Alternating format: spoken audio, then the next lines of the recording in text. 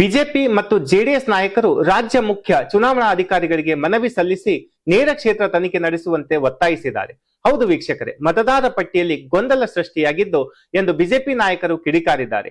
ರಾಜ್ಯದಲ್ಲಿ ಎಸ್ಐಆರ್ ಅಂದರೆ ಮತದಾರ ಪಟ್ಟಿ ಪರಿಷ್ಕರಣೆ ಪ್ರಕ್ರಿಯೆ ವಿವಾದಕ್ಕೆ ಕಾರಣವಾಗಿದೆ. ಈ ಪ್ರಕ್ರಿಯೆಯಲ್ಲಿ ದೊಡ್ಡ ಮಟ್ಟದ ಅಕ್ರಮ ನಡೆದಿದೆ ಎಂದು ಆರೋಪಿಸಿ ಬಿಜೆಪಿ ಮತ್ತು ಜೆಡಿಎಸ್ ನಾಯಕರು ಇಂದು ರಾಜ್ಯ ಮುಖ್ಯ ಚುನಾವಣಾಧಿಕಾರಿಗೆ ದೂರು ನೀಡಿದ್ದಾರೆ. ಎಸ್ಸಿಆರ್ ಪ್ರಕ್ರಿಯೆಯಲ್ಲಿ ಬಿಜೆಪಿ ಜಂಟಿ ಕದನ ಎಂದು ಇದನ್ನ ಕರೆಯಲಾಗ್ತಾ ಇದೆ. ರಾಜ್ಯ ಮುಖ್ಯ ಚುನಾವಣಾಧಿಕಾರಿಗೆ ಅಕ್ರಮದ ಬಗ್ಗೆ ನೇರ ಕ್ಷೇತ್ರ ತನಿಖೆ ಒತ್ತಾಯಿಸಲಾಗಿದ್ದು, ಬಿಜೆಪಿ ನಾಯಕರು ನಿಯೋಗದೊಂದಿಗೆ ಚುನಾವಣಾಧಿಕಾರಿ ಕಚೇರಿಗೆ ತೆರಳಿ ಮನವಿ ಪತ್ರ ಸಲ್ಲಿಸಿದರು. ಎಸ್ಐಆರ್ ಪ್ರಕ್ರಿಯೆಯಲ್ಲಿ ನಕಲಿ ಮತದಾರ ಹೆಸರು ಸೇರಿಸಲಾಗಿದೆ ಮತ್ತು ಅರ್ಹ ಮತದಾರ ಹೆಸರನ್ನು ಕೈಬಿಡಲಾಗಿದೆ. ಇದು ಪ್ರಜಾಪ್ರಭುತ್ವಕ್ಕೆ ಮಾಡಿದ ದ್ರೋಹ ಎಂದು ಬಿಜೆಪಿ ಮತ್ತು ಜೆಡಿಎಸ್ ಆರೋಪಿಸಿದೆ. ತಕ್ಷಣವೇ ತನಿಖೆ ನಡೆಸಿ ತಪ್ಪಿತಸ್ಥರ ವಿರುದ್ಧ ಕಠಿಣ ಕ್ರಮ ಕೈಗೊಳ್ಳಬೇಕು ಎಂದು ಅವರು ಆಗ್ರಹಿಸಿದರು.